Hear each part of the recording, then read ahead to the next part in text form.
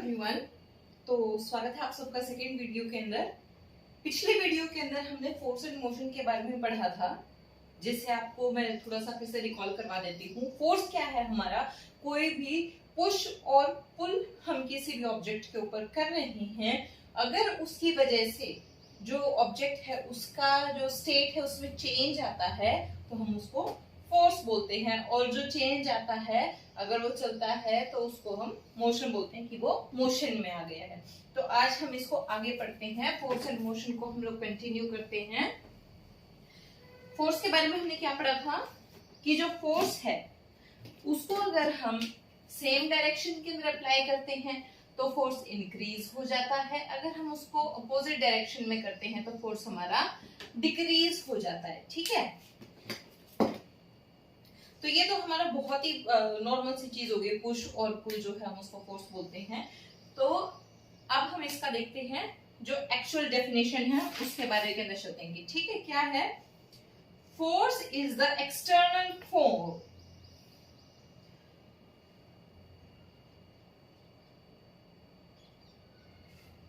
Force क्या है? The external force. हमारा जो फोर्स है, फोर्स क्या है? The external force that is applied to an object. ठीक है, external force that is applied to an object in the form of push और पुल दैट चेंजेस और tends to change its state in rest, in motion और in direction और इन dimension. ठीक है, force क्या है हमारा? कोई भी एक्सटर्नल फोर्स पुल और पुश की फॉर्म में अगर हम किसी भी ऑब्जेक्ट के ऊपर लगाते हैं, जो उसकी जो स्टेट है ऑब्जेक्ट की उसको चेंज करता है या उसको चेंज करने की कोशिश करता है, चाहे उसके वो स्टेट ऑफ रेस्ट हो कि भाई रेस्ट में है तो उसको मोशन में करने की, मोशन में है तो उसको रेस्ट में करने की, चाहे उसकी शेप को चेंज करने की। जैसे मान लो कि हमारे पास कोई रबर बैंड होता है, ठीक है, रबर बैंड को अगर हम ऐसे इतना सा होता है तो उसको ऐसे खींचेंगे तो वो स्ट्रेच हो जाता है, यानी कि जो उसकी शेप है वो चेंज हो जाती है। ओके, तो हमने उसके ऊपर फोर्स लगाया तभी तो वो चेंज हुई, तो उसकी डायरेक्ट जो डायमेंशंस हैं उसको चेंज कर दिया फोर्स के अंदर, फोर्स ने। ठीक है, अब जैसे कि हमारी बॉल है, इधर से किसी ने इसको किक किया, ये रेस्ट में थी, किक किया, ये इधर चली गई। ठीक है, रेस्ट से मोशन में आ गई। इधर से कोई और प्लेयर आया, उसने इसको किक किया, ये बॉल इधर जाने की बजाय इधर चली गई, यानी कि उसकी डायरेक्शन ही चेंज हो गई। तो फोर्स हमारा क्या है? फोर्स को हम ऐसे बोल सकते हैं कि कोई भी हमने एक्सटर्नल प्रेशर लगाया या अगर हमने कोई भी एक्सटर्नल उसके ऊपर फोर्स लगाया है in the form of push or pull that changes or tends to change the state of the object in rest, in motion, in dimension और in direction। ठीक है, ये हमारा फोर्स है। तो अभी हम इसको आगे पढ़ते हैं, टाइप्स ऑफ फोर्सेस के बारे में हम लोग चलेंगे। कितने टाइप के फोर्स होते हैं? फोर्स होते हैं हमारे दो टाइप के। कौन से? पहला तो होता है हमारा कॉन्टेक्ट फोर्सेस, ठीक है, दूसरा होता है हमारा नॉन कॉन्टेक्ट फोर्सेस।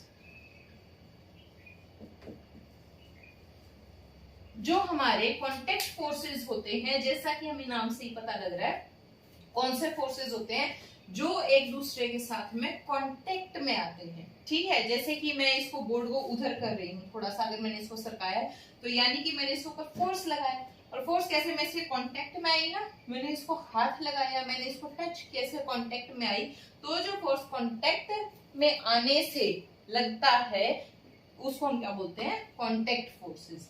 ठीक है, जैसे कि मैं इसका एग्जांपल ले लेती हूँ, ये डस्टर है, मैंने इसको हाथ में पकड़ा, मैंने इसको इधर से धक्का दे दिया। ठीक है, इसके मैं कांटेक्ट में आई तभी मैंने इसको धक्का दिया, तो ये हमारा क्या है? नॉन कॉन्टेक्ट फोर्स है। सॉरी, दूसरा आता है हमारा नॉन कॉन्टेक्ट फोर्सेस के। आप लोग एग्जांपल कुछ भी देख सकते हो। फ्रिक्शन सबसे बढ़िया एग्जांपल होता है हमारा इसका, फ्रिक्शन। ठीक है, कैसे? कोई बॉल है, या कोई कार है या कुछ भी है वो हमारी चल रही है, ठीक है, हमने इसके ऊपर एक्सटर्नल फोर्स लगाया है तो ये मोशन के अंदर है, पहले ये रेस्ट में थी, हमने इसके ऊपर फोर्स लगाया है तो ये मोशन में आई है। मोशन में जाते जाते धीरे धीरे कुछ टाइम के बाद आप देखोगे कि बॉल जो होती है वो हमारी रुक जाती है, स्टॉप कर जाती है। आप किसी भी बॉल को किक करते हो तो वो कुछ टाइम के बाद जाके रुक जाती है। वो क्यों रुकती है? क्योंकि जो हमारा सरफेस है, जो हमारी अर्थ है, वो उसके ऊपर अपोजिट डायरेक्शन में फोर्स लगा रही है और वो फोर्स कौन सा होता है? हमारा फ्रिक्शनल फोर्स। इस बॉल के ऊपर हमारा फ्रिक्शन फोर्स लग रहा है, फ्रिक्शन फोर्स लग रहा है, इस वजह से ये जो है बॉल ये वापस हमारी रेस्ट में आ जाती है। बॉल का और जो ग्राउंड है उसका कांटेक्ट हुआ ना, तभी वो फ्रिक्शनल फोर्स लगा है, तभी बॉल रेस्ट में आई है, तो ये क्या हो जाएगा? हमारा कांटेक्ट फोर्स। दूसरा कांटेक्ट फोर्स स्टार्टिंग में ही लगा है जब हमारी बॉल रेस्ट में थी और प्लेयर ने आकर इसके ऊपर एक्सटर्नल फोर्स लगाया, यानी कि किक किया है, यानी इसे कांटेक्ट में आया है, तब उसका स्टेट चेंज हुआ है। तो एक बॉल के मोशन में आने में और फिर से रेस्ट में आने में हमारे दो कांटेक्ट फोर्सेस हो गए, first with the player and second with the ground और अर्थ, दैट इज फ्रिक्शनल फोर्स। ठीक है, दूसरा हमारा इसका एग्जांपल आप लोग देख सकते हैं मस्कुलर फोर्स। मस्कुलर फोर्स के बारे में हम कैसे बात करते हैं?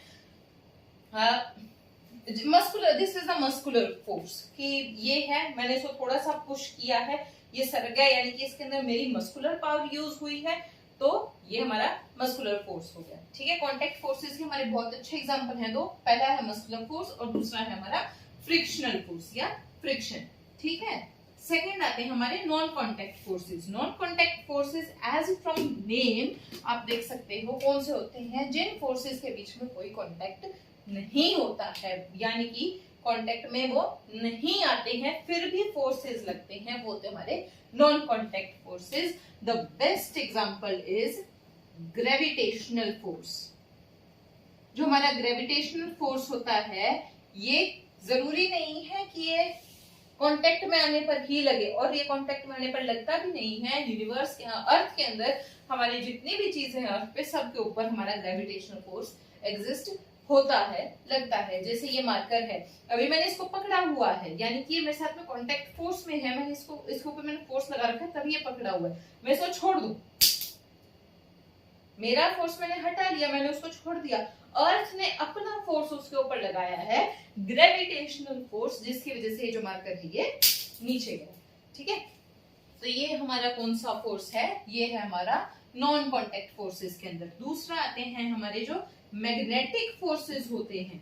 मैग्नेटिक फोर्स जो है हमारा, वो भी नॉन कांटेक्ट फोर्स है। आपने चुंबक देखे हैं, दो चुंबक होते हैं, आप उनको दूर रखो, अपोजिट पोल्स है तो वो एक दूसरे को अट्रैक्ट करेंगे ही करेंगे, वो एक दूसरे कांटेक्ट में नहीं है लेकिन फिर भी वो एक दूसरे को अट्रैक्ट करेंगे ही करेंगे।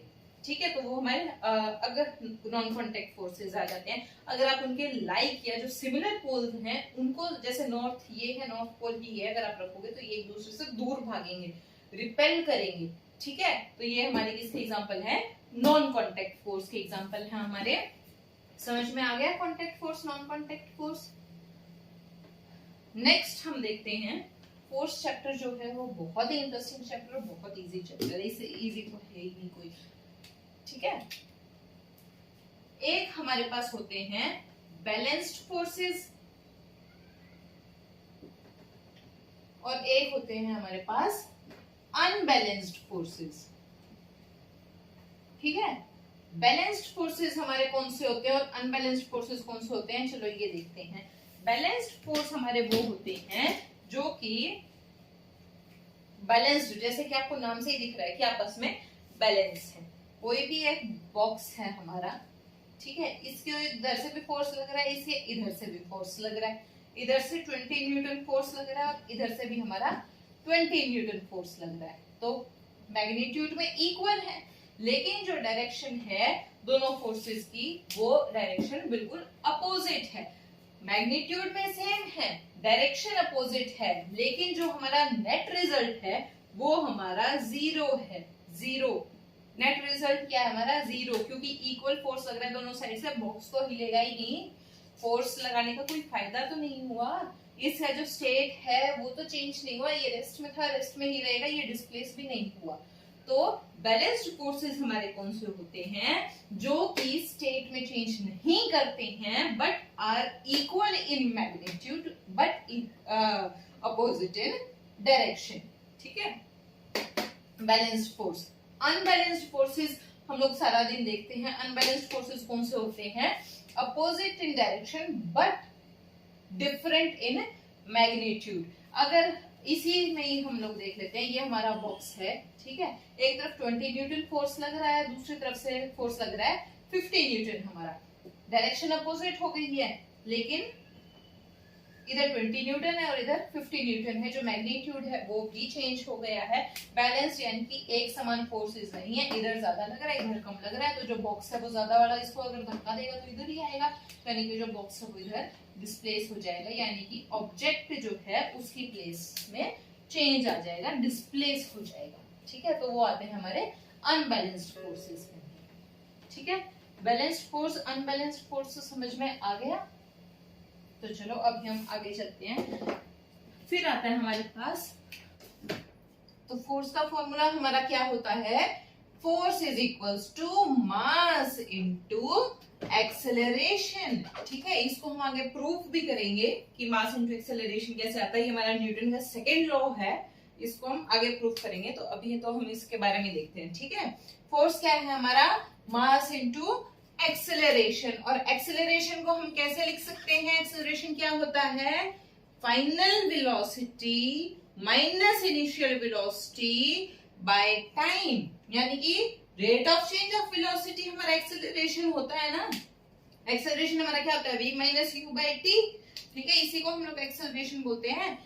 वेलोसिटी की यूनिट क्या होती है, मीटर पर सेकेंड। वेलोसिटी क्या होता है हमारा, डिस्टेंस अपॉन टाइम होता है, तो वेलोसिटी की यूनिट क्या हो गई हमारे पास, मीटर पर सेकेंड। और टाइम की यूनिट क्या होती है हमारे पास, सेकेंड। तो एक्सेलरेशन की यूनिट हमारी क्या हो गई है, एक्सेलरेशन की यूनिट है हमारे पास मीटर पर सेकेंड स्क्वायर। ठीक है, मास है, मास की यूनिट क्या होती है हमारे पास, केजी। ठीक है, मास की क्या यूनिट है हमारे पास, केजी। तो यहां से हमारे पास फोर्स की क्या यूनिट आ जाएगी, फोर्स हो जाएगा मास इनटू एक्सेलरेशन होता है, यूनिट्स प्लेस कर दो, मास की है केजी और एक्सेलरेशन क्या है मीटर पर सेकेंड स्क्वायर। तो ये क्या हो जाएगी, केजी मीटर पर सेकेंड स्क्वायर।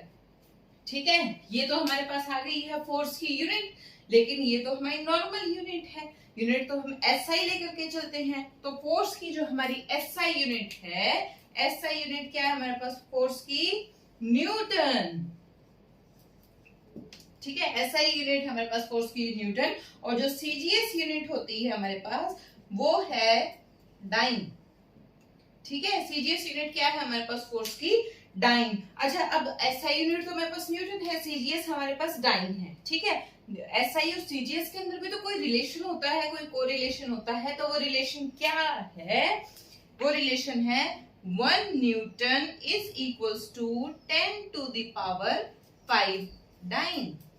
ठीक है, 1 न्यूटन किसके इक्वल है, 10 टू द पावर 5 डाइन के इक्वल है। ये रिलेशन याद रखना है, न्यूमेरिकल्स के अंदर काम आ जाता है। तो अभी हम फॉर्मूले को एक बार फिर से देखते हैं कि जो हमारा फोर्स का फॉर्मूला है वो क्या है। फोर्स के बारे में हमने सब कुछ पढ़ लिया है ना, balanced force, unbalanced force, muscular force, friction और जितने भी फोर्स होते हैं हमने बिल्कुल सही डिटेल में पढ़ लिया है। तो फोर्स का फॉर्मूला अब हमारे पास क्या निकल के आया है, force is equals to mass into acceleration. Acceleration हमारा क्या होता है, मास तो हमें पता है किसी भी बॉडी का जो वेट है, जो उसने एक स्पेस ले रखी है, वो हमारा मास है। एक्सेलरेशन हमारा क्या होता है, rate of change of velocity, यानी कि final velocity minus initial velocity with respect to time.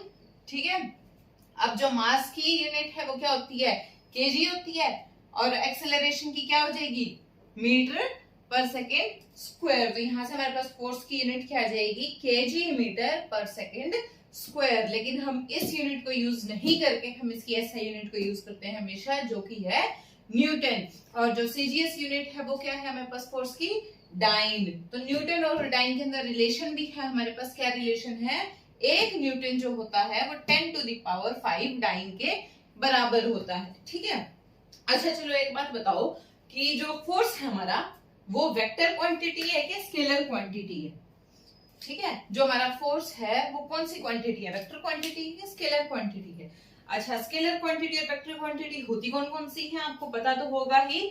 जो हमारी स्केलर क्वांटिटी होती है वो सिर्फ और सिर्फ मैग्नीट्यूड के ऊपर डिपेंड करती है, उसका डायरेक्शन से कोई लेना देना नहीं होता। जबकि जो हमारी वेक्टर क्वांटिटीज होती हैं वो मैग्नीट्यूड और डायरेक्शन दोनों के ऊपर डिपेंड करती हैं। ठीक है, तो हमारा फोर्स क्या है, स्केलर क्वांटिटी है, वेक्टर क्वांटिटी है। इसको एग्जांपल से देखते हैं। मैंने आपको अभी बताया था कि कोई एक बॉक्स है, इधर से फोर्स लग रहा है 5 न्यूटन का, इधर से फोर्स लग रहा है 10 न्यूटन का। तो बॉक्स किधर डिस्प्लेस होगा, इस वाली तरफ। जिधर से ज्यादा फोर्स लग रहा है उधर से डिस्प्लेस होगा, यानी कि जहां से ज्यादा फोर्स लग रहा है वहां से बॉक्स डिस्प्लेस हुआ है, यानी कि इस डायरेक्शन में, ये डायरेक्शन ने इफेक्ट डाला ना, इस डायरेक्शन के फोर्स ने इफेक्ट डाला, यानी कि जो डायरेक्शन है वो मैग्नीट्यूड के साथ साथ की, मैग्नीट्यूड तो ज्यादा है ही, यहाँ पे 5 और यहाँ पे 10 है, 5 ज्यादा है ये, लेकिन डायरेक्शन ने भी इफेक्ट डाला है। तो जब मैग्नीट्यूड और डायरेक्शन दोनों इफेक्ट डाले तो वो क्वांटिटी क्या होती है, वेक्टर क्वांटिटी होती है। ठीक है, तो हमारा फोर्स क्या है, हमारे पास फोर्स है हमारी वेक्टर क्वांटिटी। और एक्सेलरेशन क्या है, वेलोसिटी क्या है, ये भी हमारी वेक्टर क्वांटिटीज हैं। ठीक है, वेक्टर क्वांटिटी है ना, वेलोसिटी जो है वो मैं डायरेक्शन के ऊपर इफेक्ट डालती है। ठीक है, तो हमारा फोर्स क्या हो जाएगा, ये भी वेक्टर क्वांटिटी हो जाएगा। ये चीज इंपॉर्टेंट है, कई बार 1 नंबर के क्वेश्चन में पूछ लिया जाता है कि फोर्स स्केलर क्वांटिटी है, वेक्टर है, बहुत बेसिक सी चीज है। तो जो हमारा फोर्स है ये डायरेक्शन के ऊपर डिपेंड करता है, तो ये हमारा वेक्टर क्वांटिटी है। ओके,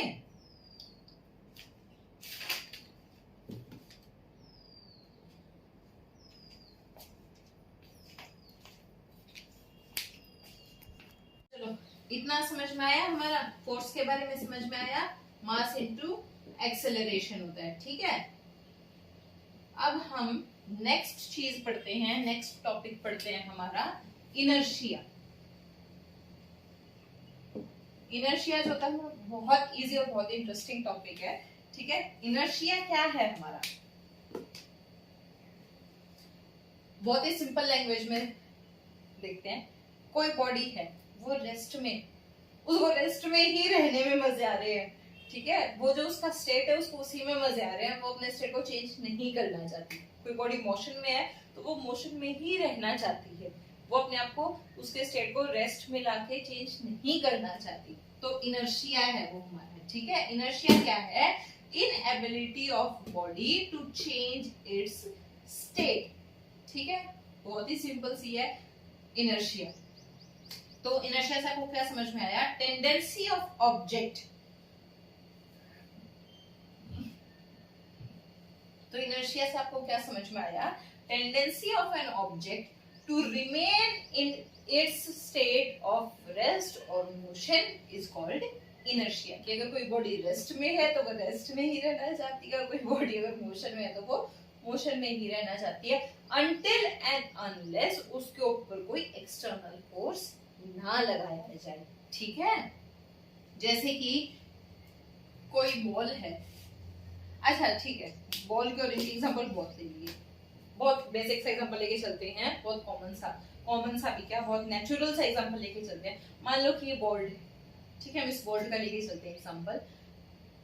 ये रेस्ट में है यहाँ पे, ठीक है, इसकी स्टेट क्या है, रेस्ट की है। ये मूव कब करेगा, जब मैं इसके ऊपर फोर्स लगाऊंगी, जब मैं इसको पुश करूंगी, पुल करूंगी, या मैं इसको उठाऊंगी, तभी चेंज होगा, इसका स्टेट तभी चेंज होगा, वरना तो ये रेस्ट में ही रहेगा। ऐसा तो नहीं है कि भाई हाँ मैं आपको पढ़ा रही हूँ तो अब तक तो ये यहाँ पे है और मेरे जाते ये हवा में उड़ने लग जाएगा, उधर जाने लग जाएगा, ये लिफ्ट करेगा, ऐसा तो नहीं है ना। ये अपनी रेस्ट में है तो ये रेस्ट में ही रहेगा, है ना।